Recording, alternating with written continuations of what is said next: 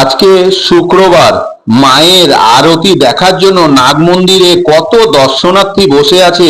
এগিয়ে যাচ্ছি মায়ের আরতি দর্শন করার জন্য, আর সঙ্গে আপনারাও আছেন।